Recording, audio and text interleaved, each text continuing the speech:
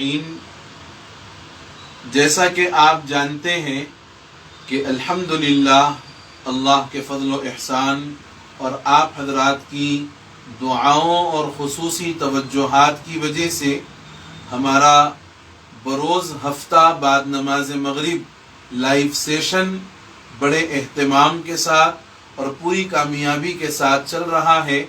میں اپنے تمام ناظرین کا بے حد شکر گزار ہوں کہ وہ ہمارے اس لائیو سیشن کو پسند کر رہے ہیں اور اپنے سوالات اور اپنے مسائل ہم تک بھیج رہے ہیں۔ انشاءاللہ آج کے سیشن میں بھی بہت سے اہم اور ضروری مسائل آئے ہیں۔ انشاءاللہ ان تمام کا جواب دینے کی ہم کوشش کرتے ہیں۔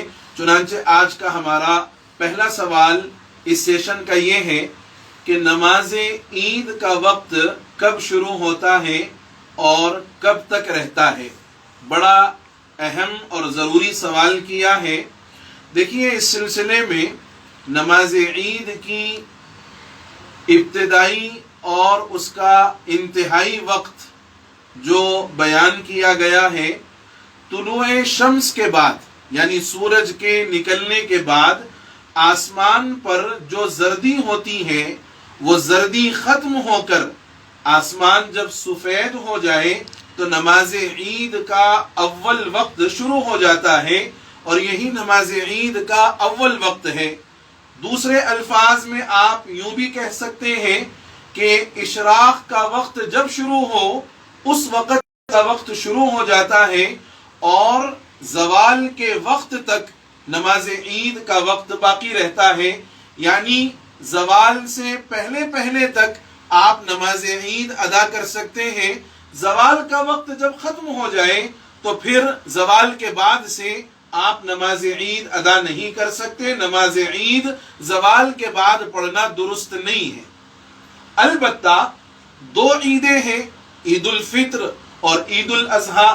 نبی مکرم صلی اللہ تعالی علیہ وسلم کا اس سلسلے میں جو معمول تھا وہ یہ کہ آپ عید الفطر میں اول وقت کے بعد کچھ تاخیر سے نماز عید الفطر ادا کرتے تھے، اور وجہ اس کی یہ تھی کہ چونکہ عید الفطر میں فطرہ ادا کرنا ہوتا ہے، صدقۃ الفطر غربا تک پہنچانا ہوتا ہے، تو مقصود یہ تھا اس تاخیر کا کہ لوگ اپنا فطرہ اور صدقہ فطر غربا تک پہنچا کر نماز عید اطمینان سے ادا کر لیں۔ اس لیے عید الفطر میں اول وقت سے تھوڑی تاخیر کرنا، اور نماز عید الاضحیٰ میں اول وقت شروع ہوتے ہی فوراً آپ صلی اللہ علیہ وسلم نماز عید الاضحیٰ ادا فرما لیا کرتے تھے، کیونکہ عید الاضحیٰ کی نماز کے بعد قربانی وغیرہ کا نظم ہوتا ہے، تو قربانی کے عمل کو جلد از جلد نمٹانے اور اس سے فارغ ہونے کے لیے عید الاضحیٰ کی نماز جلدی ادا کی جاتی تھی۔ اس لیے علماء نے لکھا ہے کہ عید الفطر میں اول وقت سے کچھ تاخیر کرنا اور عید الاضحیٰ میں اول وقت سے فوراً نماز عید الاضحیٰ کو پڑھ لینا یہ مستحب عمل ہے۔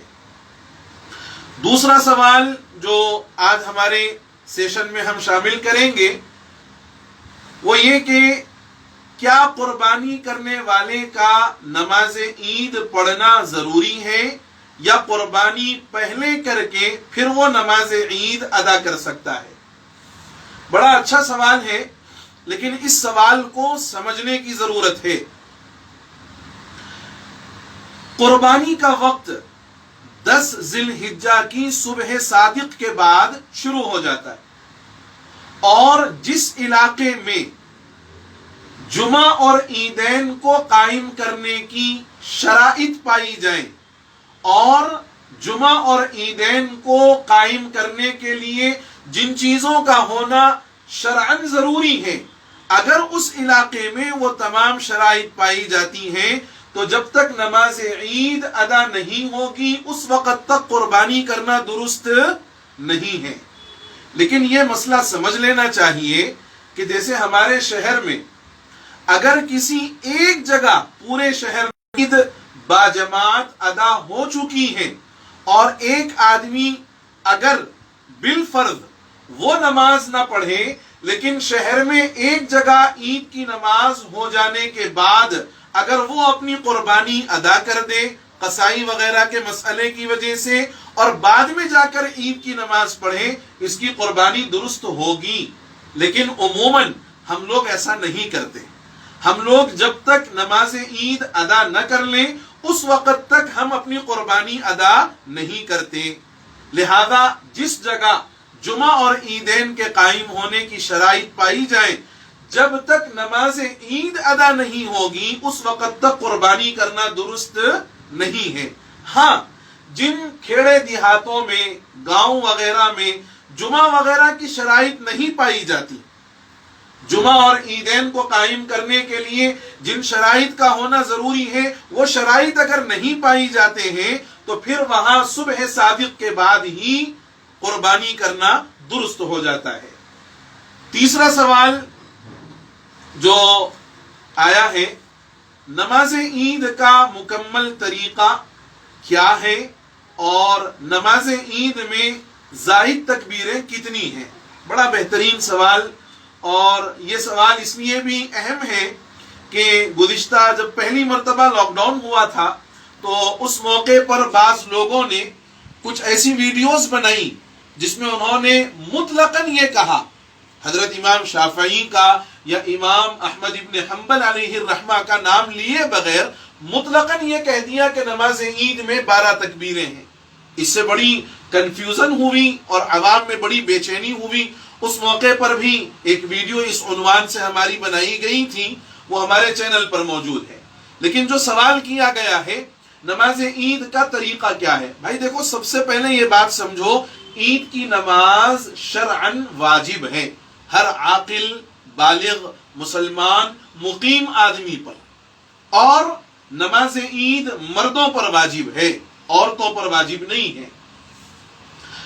نماز عید کا طریقہ یہ ہے کہ جب آپ نماز عید ادا کرنا چاہیں تو پہلے نیت کر لیں کہ 2 رکعت نماز عید الاضحیٰ میں ادا کرتا ہوں واجب واسطے اللہ کے، منہ میرا کعبہ شریف کی طرف، تابع اس امام کے 6 زائد تکبیروں کے ساتھ، 6 زائد تکبیروں کے ساتھ۔ اس کے بعد اس کا طریقہ یہ ہے کہ اللہ اکبر کہہ کر پہلی تکبیر ہوگی، یہ تکبیر تکبیر تحریمہ کہلاتی ہے۔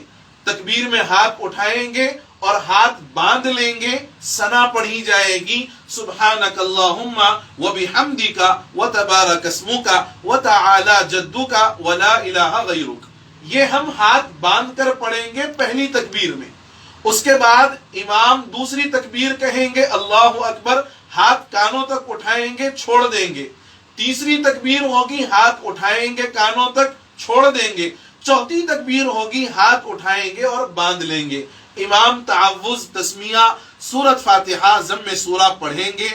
پہلی رکعت مکمل ہوگی، رکوع ہوگا، دونوں سجدے ہوں گے، پھر اس کے بعد دوسری رکعت کے لیے کھڑے ہو جائیں گے۔ جب دوسری رکعت کے لیے کھڑے ہوں گے تو پھر امام سورۃ فاتحہ بھی پڑھیں گے، ضم سورہ بھی پڑھیں گے۔ رکوع میں جانے سے قبل 3 مرتبہ تکبیرات کہی جائیں گی، تینوں تکبیروں میں ہاتھ اٹھائیں گے، چھوڑ دیں گے۔ جب چوتھی تکبیر ہوگی بغیر ہاتھ اٹھائے رکوع میں جانا ہے، پھر دونوں سجدے ہوں گے، التحیات، درود ابراہیم، دعائے معصورہ، سلام پھیر دیا جائے گا، نماز عید مکمل ہو گئی۔ سوال کرنے والوں نے جو دوسرا جز پوچھا کہ نماز عید میں تکبیرات زوائد کتنی ہیں، کتنی زائد تکبیریں کہنی ہیں، تو اس سلسلے میں ابو داؤد شریف کی ایک حدیث ہے جس میں سعید بن العاص نے ابو موسیٰ اشعری اور حضرت حذیفہ رضی اللہ تعالی عنہما سے یہ پوچھا، کیف کان صلاۃ عید النبی صلی اللہ علیہ وسلم، کہ حضور صلی اللہ علیہ وسلم نماز عید کس طرح ادا فرماتے تھے؟ تو حضرت ابو موسیٰ اشعری رضی اللہ عنہ نے فرمایا، کبر فی رکعت الاولی 4 تکبیرات وفی الثانیہ 4 تکبیرات، یعنی پہلی رکعت میں 4 تکبیریں ہوتی تھیں، تکبیر تحریمہ اور 3 زائد تکبیریں، اور دوسری رکعت میں بھی 4 تکبیریں ہوتی تھیں، 3 زائد تکبیریں اور 1 رکوع کی تکبیر، اس طرح ملا کر کے 6 زائد تکبیریں ہوئی، پہلی رکعت میں 3 اور دوسری رکعت میں 3، اور یہ 6 زائد تکبیروں کا معاملہ عند الاحناف یہی راجح ہے۔ لیکن اگر کوئی آدمی حضرت امام شافعی رحمۃ اللہ علیہ کو فالو کرتا ہے، ان کا مقلد ہے، یا امام احمد ابن حنبل رحمۃ اللہ علیہ ان کو فالو کرتا ہے، ان کے یہاں 12 تکبیریں ہیں، وہ 12 تکبیروں کے ساتھ اپنی نماز عید ادا کریں، کوئی مسئلہ نہیں۔ لیکن جو احناف ہیں، امام اعظم ابو حنیفہ رحمۃ اللہ علیہ کو فالو کرتے ہیں، ان کی تقلید کرتے ہیں، ان کے لیے نماز عید میں 6 زائد تکبیریں ہیں۔ چوتھا سوال آیا ہے کہ اگر کسی کی عید کی نماز کی 1 رکعت چھوٹ جائے تو وہ اپنی ایک چھوٹی ہوئی رکعت کس طرح پوری کرے؟ بڑا بہترین سوال ہے۔ دیکھو بھائی، اول تو کوشش یہ کرنی چاہیے کہ امام کو تکبیر تحریمہ سے پہلے ہی امام کے ساتھ ہم شریک ہو جائیں، یعنی مسجد پہنچ جائیں، اور خطبہ وغیرہ جو ہوتا ہے اردو میں وہ بھی سن لیں، اس سے کچھ ایمانی باتیں جو ہے ہمیں معلوم بھی ہوتی ہیں اور ایمانی حرارت جو ہے بیدار ہوتی ہے۔ لیکن اگر کسی بندے خدا کا نماز عید میں یہ معاملہ ہوا کہ اس کی 1 رکعت چھوٹ گئی، تو دوسری رکعت میں یہ بندہ شامل ہوا، اب امام صاحب سلام پھیر دیں گے، اس نے 1 رکعت پائی ہے امام کی، اب دوسری رکعت کیسے پوری کرے؟ تو فقہا نے جو مفتہ بھی قول بتایا ہے، جس پر فتویٰ ہے، وہ یہ ہے کہ امام کے سلام پھیرنے کے بعد یہ آدمی کھڑا ہو جائے اور کھڑے ہو کر پہلے ثنا پڑھ لے، تعوذ تسمیہ پڑھے، اس کے بعد سورۃ فاتحہ پڑھ لے، ضم سورہ پڑھ لے، رکوع میں جانے سے پہلے 3 جو زائد تکبیریں ہیں وہ زائد تکبیریں یہ کہہ لے، رکوع میں جانے سے پہلے پھر اس کے بعد رکوع میں جائیں اور اپنی نماز کو مکمل کر لیں۔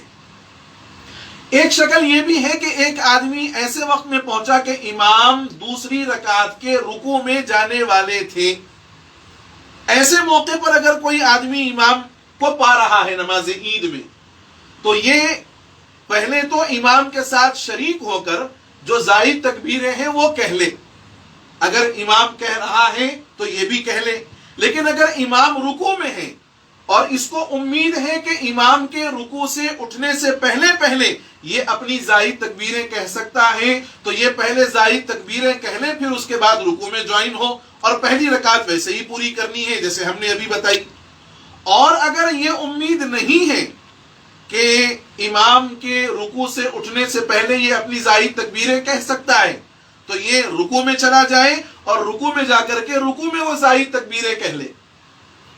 اور اگر امام کو ایسے وقت میں پایا کہ وہ امام سلام پھیرنے کے قریب ہے، یعنی دونوں رکعتیں ختم ہو گئی، تو یہ امام کے سلام پھیرنے کے بعد کھڑا ہو جائے اور دونوں عید کی رکعتیں، نماز عید کی دونوں رکعتیں اسی ترتیب سے پڑھے جس ترتیب پر امام کے پیچھے رہتے ہوئے اس کی ابتدا میں پڑھی جاتی ہے۔ یہ مفتہ بھی قول ہے۔ عام طور پر ایسے مسائل جب پیش آتے ہیں تو کوشش تو یہ کرنی چاہیے کہ پہلے پہنچ جائے، لیکن اگر وہاں نماز نہ مل پائے یا بالکل اختتامی مرحلہ ہو تو دوسری جگہ جہاں نماز مل سکتی ہو وہ پڑھ لے، اس لیے کہ عموماً اس میں کنفیوژن ہو جاتا ہے۔ باقی یہ صورت مسئلہ آپ کے سامنے ہم نے رکھ دی ہے۔ ایک سوال اور بھی آیا ہے کہ اگر کسی کو عید کی نماز کہیں بھی نہ ملے، یعنی عید کی نماز تو ایسا آدمی کیا کرے؟ دیکھو بھائی، عید ایک خوشی کا موقع ہے، اور اللہ نے اس خوشی کے موقع پر اپنے بندوں کو اپنی کبریائی اور اپنی بڑائی بیان کرنے کا حکم دیا اور شکرانے کے طور پر نماز عید واجب فرمائی۔ اب اگر کوئی آدمی ایسا عمل کر دے کہ جس سے نماز عید اس کی ضائع ہو جائے، یہ بڑی محرومی کی بات ہے۔ باقی یہ بات ذہن میں رہے کہ ہمیں کوشش پوری کرنی چاہیے کہ ہم نماز عید باجماعت ادا کریں.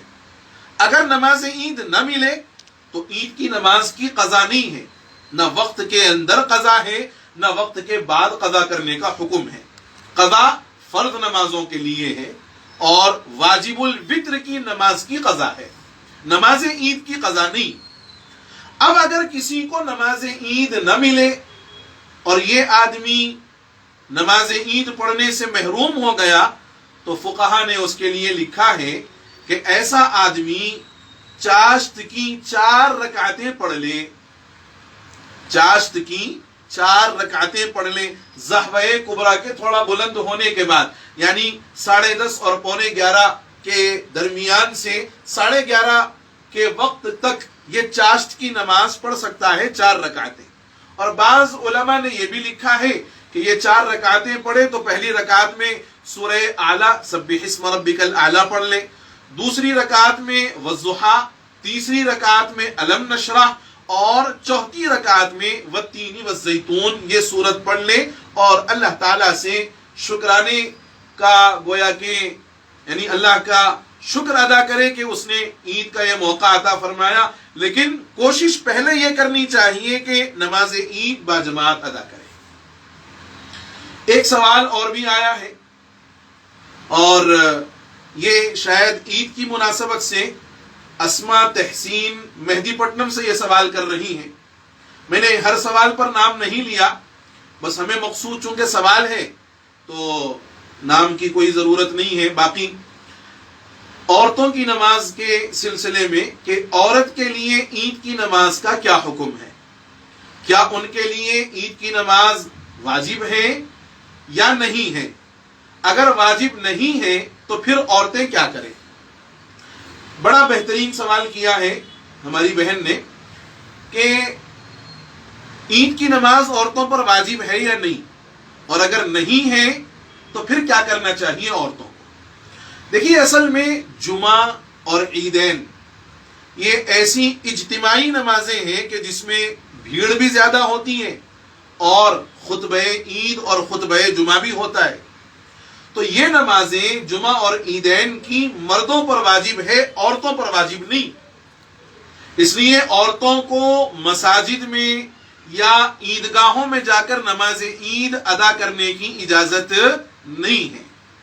بعض لوگ یہاں یہ سوال کر سکتے ہیں کہ اللہ کے رسول صلی اللہ علیہ وسلم کے دور میں عورتیں عیدگاہ جاتی تھیں اور حدیث کے اندر یہ بات ہے کہ حضرت بلال رضی اللہ تعالی عنہ عورتوں کے صفوں میں جا کر کے ان سے صدقہ وصول کیا کرتے تھے. جب ان سے صدقہ وصول کیا جاتا تھا تو اس کا مطلب یہ ہے کہ وہ عورتیں آتی تھیں تبھی تو صدقہ وصول کیا جاتا تھا. ہاں یقیناً آتی تھی، لیکن اس کی وجہ تھی، اور وجہ یہ تھی کہ اللہ کے رسول صلی اللہ تعالی علیہ وسلم عید کے موقع پر بعض اہم ہدایات دیتے تھے. وہ اہم ہدایات جیسے مردوں کے لیے ضروری تھی عورتوں کے لیے بھی ضروری تھی. اور وہ دور نزول قرآن کا دور تھا، نزول دین کا دور تھا. قرآن بھی اتر رہا تھا، دین بھی اتر رہا تھا. ممکن ہے کہ کوئی اہم مسئلہ یا کوئی اہم بات مسلمانوں کے لیے نازل ہوئی ہو تو جیسے اس حکم کا مکلف مسلمان مرد ہے ایسے ہی اس حکم کی مکلف مسلمان عورت بھی ہے. تو اس اجتماع میں حضور کی طرف سے جو دین کی ہدایات جاری ہوتی تھی ان ہدایات کے لیے عورتوں کو جانے کی اس وقت میں اجازت تھی. اب ذرا غور کریے، فرض نمازوں میں عورتوں پر جماعت سے نماز پڑھنا ضروری نہیں، بلکہ یہ بھی مسئلہ لکھا ہوا ہے کہ اگر عورتیں اس زمانے میں فرض نماز کی جماعت کے واسطے اپنے گھر سے نکل کر مسجد وغیرہ جائیں تو یہ جانا ان کا مکروہ تحریمی ہے، ان کا یہ جانا مکروہ تحریمی ہے. اب شریعت نے فرض نماز کے اندر تو ان کو اجازت نہیں دی جماعت میں شرکت کرنے کی، تو عید کی نماز میں جماعت میں شرکت کرنے کی اجازت کہاں سے مل جائے گی؟ اور پھر دوسری بات یہ ہے کہ عورتوں پر نماز عید شریعت نے واجب ہی نہیں کی. جب عورتوں پر نماز عید واجب ہی نہیں ہے تو پھر ان کو گھر سے نکل کر عیدگاہوں کو جانے، مساجد کو جانے کی کوئی ضرورت نہیں ہے، اور اگر کوئی عمل کرتا ہے تو وہ حماقت ہے. اچھا، پھر عورتوں پر نماز عید واجب نہیں ہے، کیا کریں اس کے بدلے میں؟ فرمایا اس کے بدلے میں بھی کوئی چیز واجب نہیں. عورتوں پر نماز عید کے بدلے میں بھی کوئی چیز واجب نہیں ہے. ہاں اگر عورتیں بطور شکرانے کے 2-4 رکعات نفل کی پڑھ لیں کہ اللہ نے عید کا یہ خوشی کا موقع عنایت فرمایا ہے تو یہ تو کر سکتی ہیں، لیکن ان پر لازم بہرحال نہ نماز عید ہے نہ کوئی اور چیز ہے نماز عید کے بدلے. بس بطور شکرانے کے اگر 2 رکعت 4 رکعت پڑھ لیں یا وہ بھی فاسٹ کی نماز پڑھ لیں تو اس کی اجازت ہو سکتی ہے، باقی ان پر واجب کوئی چیز نہیں. ایک سوال آیا ہے، ڈاکٹر کاشف احمد صاحب نے یہ سوال کیا ہے. سوال پوچھتے ہیں کہ تکبیرات تشریق کتنی مرتبہ پڑھنا واجب ہے، 1 مرتبہ یا 3 مرتبہ؟ یہ بڑا بہترین سوال ہے. عام طور پر اس سلسلے میں لوگوں کو اشکال بھی رہتا ہے اور ہر سال یہ مسئلہ کہیں نہ کہیں پیش آتا ہے. کوئی 1 پڑھنا چاہتا ہے، کوئی 3 پڑھنا چاہتا ہے. بھائی دیکھو، اس سلسلے میں ایک اصولی بات ذہن میں رکھ لو. 9 ذی الحجہ کی فجر سے 13 ذی الحجہ کی عصر تک ہر فرض نماز کے بعد مرد، عورت، جماعت سے نماز پڑھنے والے، مسبوق، منفرد اکیلے نماز پڑھنے والے، مسافر، اور جمعہ کے بعد، عیدین کے بعد تکبیر تشریق اللہ اکبر اللہ اکبر لا الہ الا اللہ واللہ اکبر اللہ اکبر وللہ الحمد 1 مرتبہ پڑھنا واجب ہے. اور 1 سے زیادہ مرتبہ پڑھنا نہ واجب ہے، نہ لازم ہے، نہ مسنون ہے. نہ واجب ہے، نہ لازم ہے، نہ مسنون ہے. ہاں اگر کوئی آدمی سنت سمجھے بغیر، لازم سمجھے بغیر، ضروری سمجھے بغیر کوئی آدمی بطور ذکر کے 3 مرتبہ پڑھنا چاہے تو کوئی حرج کی بات نہیں ہے، پڑھ لے اپنے طور پر، ذکر ہے. اور پھر ایام تشریق میں چلتے پھرتے اٹھتے بیٹھتے یہ تکبیر پڑھتے رہنا چاہیے. حضرت ابو ہریرہ رضی اللہ عنہ اور حضرت ابن عمر رضی اللہ تعالی عنہ بازاروں میں جا جا کر یہ تکبیر پڑھا کرتے تھے. آپ چلتے پھرتے پڑھیں، لیکن فرض نماز کے بعد 1 مرتبہ پڑھنا واجب ہے. 3 مرتبہ پڑھنا کوئی سنت نہیں ہے، کوئی ضروری نہیں ہے، کوئی واجب نہیں ہے. ہاں اگر کوئی آدمی اس کو آپ سنت سمجھ لے، لازم سمجھ لے کہ نہیں بھائی لازم ہے 3 مرتبہ پڑھنا، 3 مرتبہ پڑھنا سنت ہے، تو پھر یہ لازم سمجھنا بدعت ہے. لازم سمجھنا بدعت ہے. اس لیے 1 مرتبہ پڑھ لیں. اور جو آدمی 1 سے زائد مرتبہ پڑھنا چاہے تو وہ اپنے طور پر کوشش کر کے پڑھ لیں، کوئی ضروری نہیں. سب کے لیے لازم کرنا یا سب کے لیے ضروری قرار دینا یہ ضروری نہیں. ایک سوال آیا ہے اور بڑا بہترین سوال، بڑے جانور میں کم از کم کتنے حصے ہو سکتے ہیں اور گوشت کی تقسیم کیسے کرنا چاہیے؟ بھئی دیکھو، یہ بات تو آپ بخوبی جانتے ہیں کہ بڑے جانور میں 7 حصوں کی اجازت ہے. یعنی ایک بڑے جانور میں 7 لوگوں کی قربانی ہو سکتی ہے. یہ میکزیمم جو افراد شریک ہو سکتے ہیں ان کی تعداد ہے. لہذا اگر کوئی آدمی اکیلا ایک بڑا جانور قربان کرنا چاہے، شوق سے کرے بھائی، بالکل اجازت ہے. ایک آدمی پورا ایک جانور قربان کرنا چاہے بالکل اجازت ہے، کر سکتا ہے. اور اگر 7 سے کم لوگ شریک ہوں تب بھی ہر ایک کی قربانی ہو جائے گی. وہ میکزیمم مسئلہ ہے 7 افراد کی شرکت. لہذا اگر کسی بڑے جانور میں 4 لوگ شریک ہوئے ہوں تو وہ 4 لوگ اپنی قربانی ادا کر کے گوشت کو 4 حصوں میں تقسیم کر کے اپنا اپنا گوشت استعمال کر سکتے ہیں. ایک بات. دوسرا سوال یہ آیا کہ کیا قربانی کے گوشت کو وزن کر کے تقسیم کرنا ضروری ہے یا اندازے پر دینا چاہیے؟ اندازے پر بھی دے سکتے ہیں. یہ بڑا بہترین سوال ہے اور عام طور پر اس سلسلے میں بڑی کوتاہی ہوتی ہے، بڑی بے اعتدالی ہوتی ہے.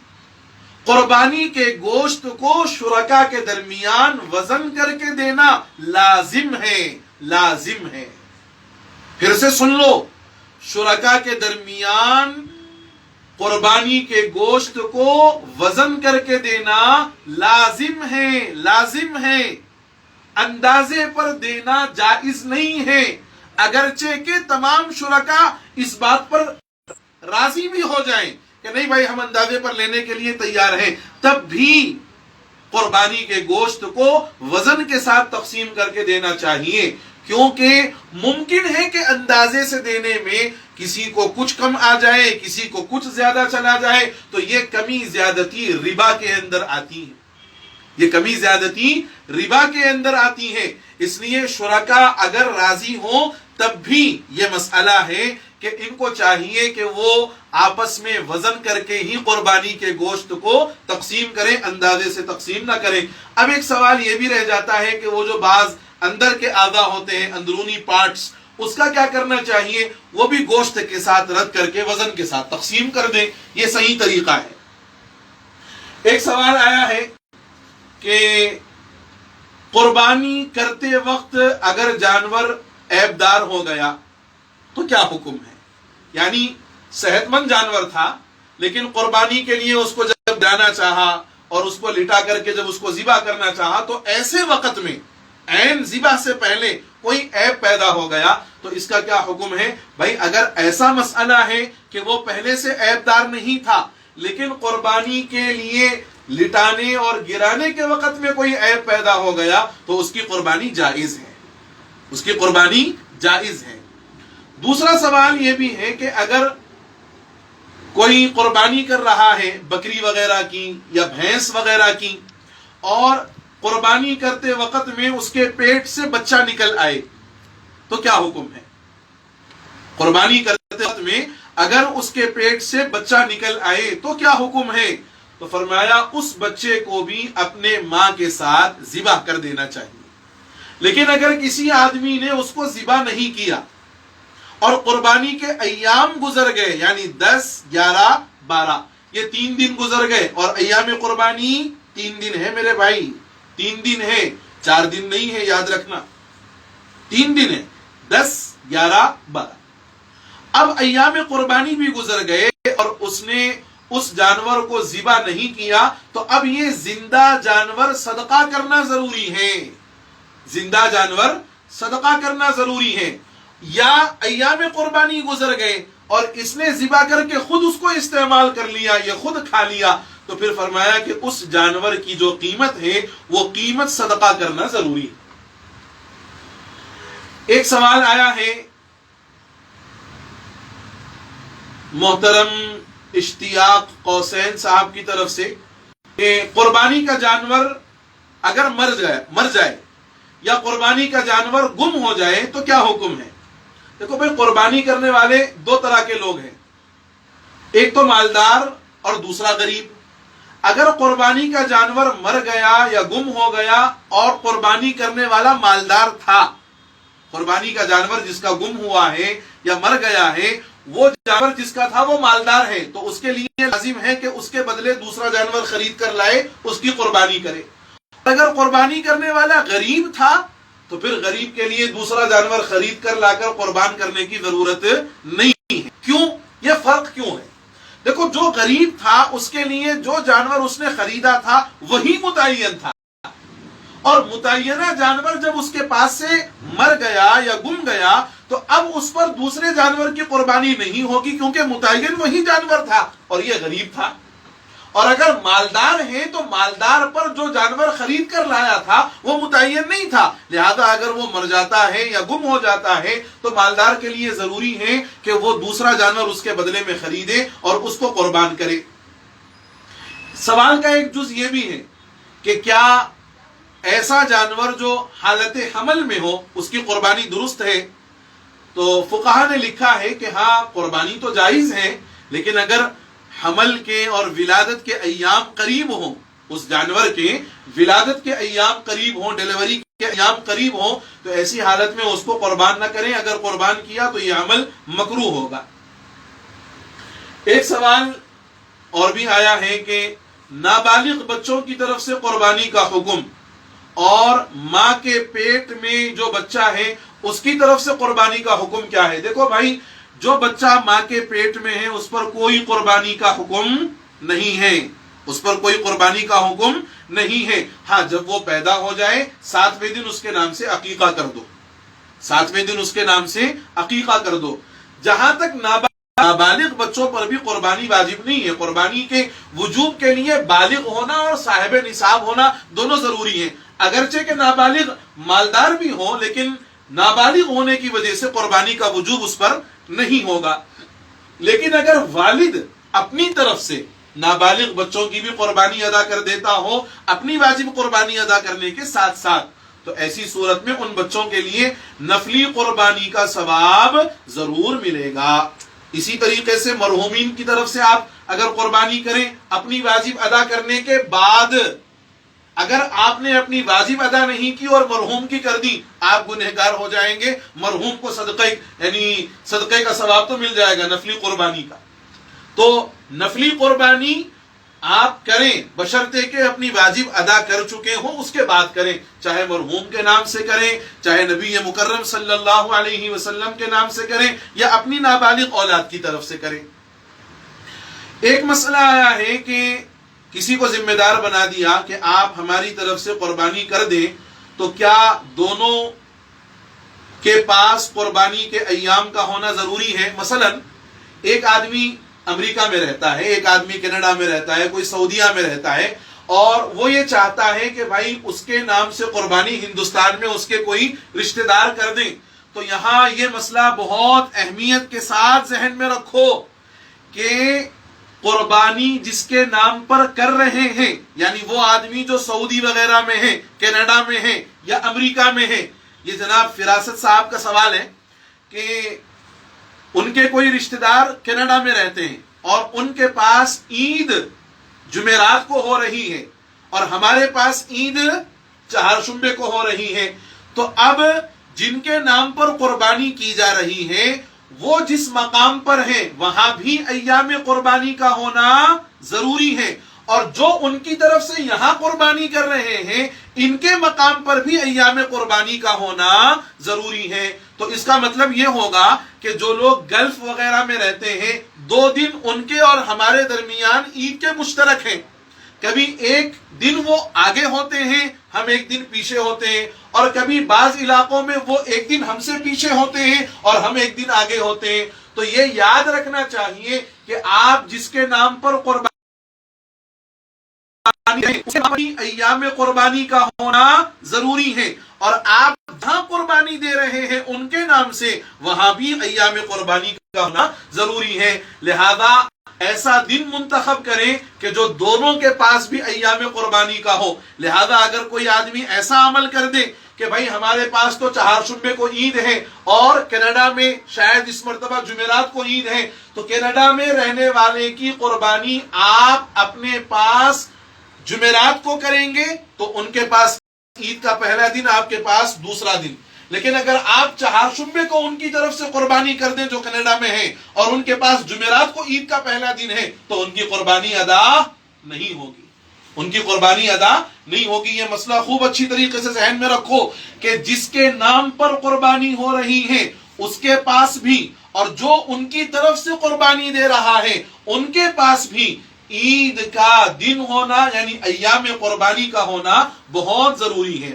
ایک اور مسئلہ کہ لوگ عام طور پر حصے بک کر کے چلے جاتے ہیں اور لوگ آرڈر بھی دے دیتے ہیں حصوں کا کہ بھئی ہماری طرف سے اتنے کر دو, آپ ہماری طرف سے اتنے کر دو. لیکن اس قربانی کے ہونے کا آپ اپنے طور پر تحقیق کر لیں, کیونکہ پتہ نہیں کہ وہ لے جا کر کے آپ کی قربانی کر بھی رہا ہے یا نہیں کر رہا. تو ایسے لوگوں کی قربانی کو غارت کر رہے ہیں اور اتنی حد ہو گئی ان کے پیٹ میں عبادت بھی تجارت بنا دی, تجارت سے بھی خراب کر دیا. نام تو لیتے ہیں کہ صاحب ہم فلاں علاقے میں آپ کی طرف سے قربانی کر دیں گے, آپ بک کر دیجئے ہمارے پاس. اب اس نے پتہ نہیں اللہ جانے قربانی کی یا نہیں کی, یہ کوئی چیز ہمیں معلوم نہیں ہے, لیکن چل رہا ہے. قربانی مافیا ہے.